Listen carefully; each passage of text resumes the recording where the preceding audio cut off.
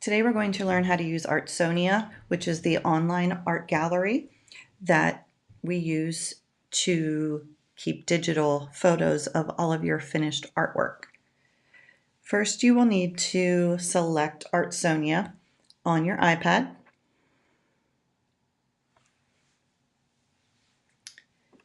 When you get to Artsonia, this is the first screen that comes up. You are going to select the yellow circle with students underneath.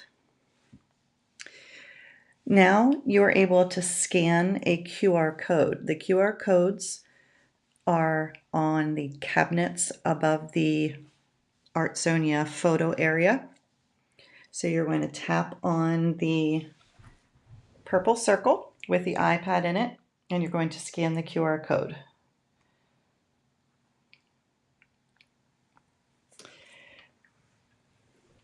When you are scanning the QR code, please remember that you should not be in the QR code reader.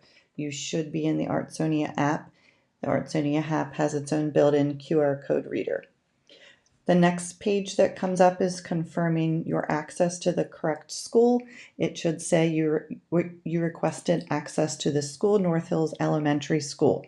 You're going to select the green circle on the left with the white check mark. At this point, you need to find your account. I'm actually going to use my son's account. No, he does not go to North Hills, but I'm using his name. So I'm going to start typing in the first few letters of his name, which is Luca. So he is the only Luca that shows up. Please note that if there is another person in the building with your first name, you need to make sure you're looking at the last initial. And also on the right-hand side, please double check that it is the correct grade. Sometimes there will be a student with the same first name and last initial, but in different grades. If there is somebody in the school with the same first name and same last initial in the same grade, unfortunately, you're going to have to select one or the other first to see if it is your artwork. So right now I'm going to select Luca. The next page is going to bring up any artwork that Luca has for this school year. It will also bring up all of the other artwork from the previous years from North Hills, and it will also show all of your previous artwork from Stony Brook or Hayshire. So to add art, I'm going to tap on the blue words in the right-hand corner that say Add Art.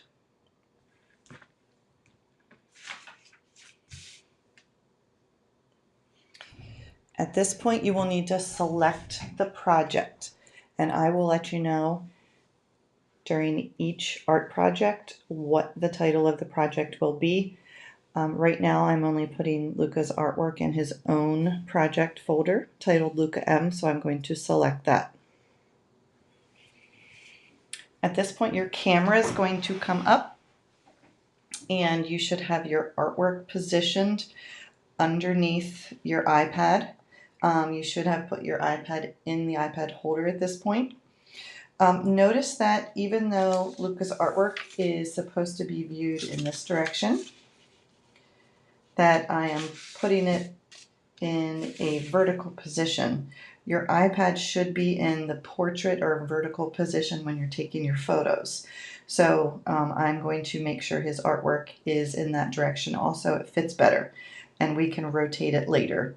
So what you want to do to make sure you have the artwork focused is tap on the screen, and you'll see that little square focuses your artwork. Once it's focused, then hit the button to take the photo.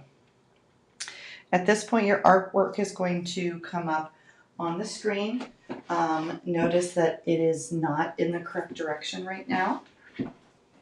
So we are going to have to rotate the artwork. In the bottom middle of your screen, there is a circle with an arrow on the end. That is your rotate button. So when I tap that at the bottom, my photo turns all different directions, and you will want to keep turning that until it's in the correct direction. So right now this is the correct direction. Right now we want to crop our artwork. So you want to crop out anything that's in the background. Even though the artwork is laying on a white piece of paper, I don't want to see the corners or the edges of the paper or that white paper in the background. The bottom left, there are two different crop tools. The one that is highlighted in blue looks like a U or a magnet. That controls each edge individually through these little circles. I think that's much more difficult and takes longer. The selection next to it, that moves the whole square rectangle together, which I think is much easier. So what I'm going to do is move this until all of the background is cropped out, and I also don't see any edges of my paper, which may sometimes cut off a little bit of your artwork.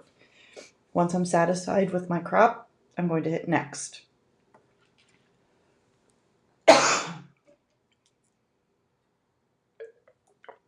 The next screen is to adjust your image.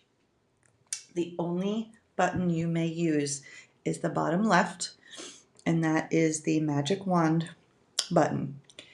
This does not always magically make your art better. Sometimes it does not make it look better at all, as with this piece of artwork.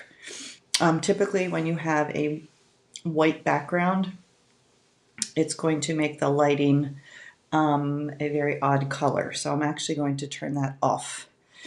All the other buttons on the screen you may not use.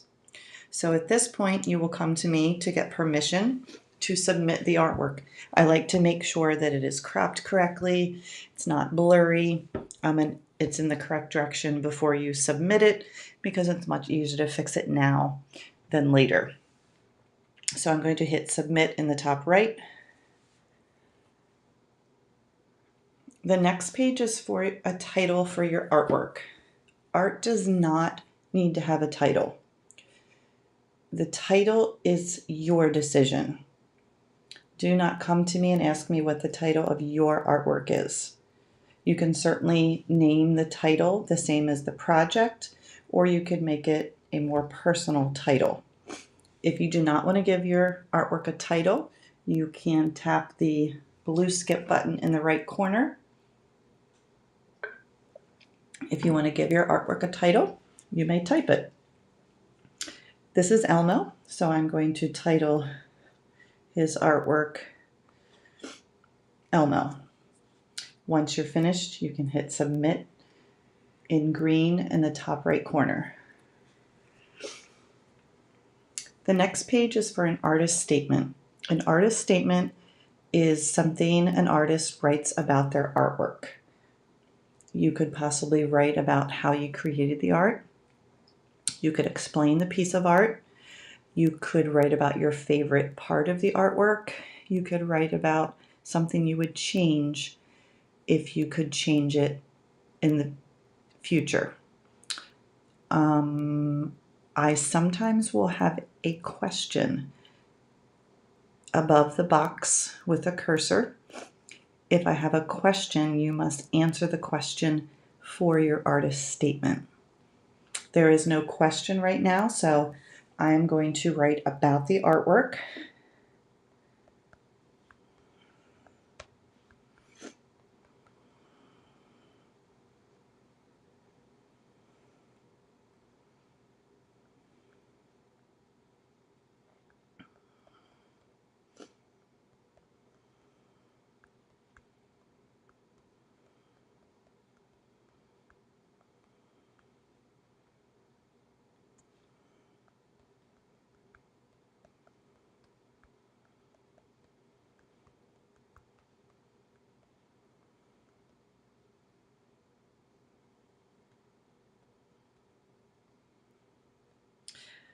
So I was there when my son drew this piece of art, and I know that he paid special attention to Elmo's fingers and fingernails. I also know he drew him with a red marker, and I also know that he added the scribble lines around the outside of the circle. because Elmo is fuzzy. So that is the artist statement that I'm writing for my son for this project. When you're satisfied with your artist statement, you may hit submit.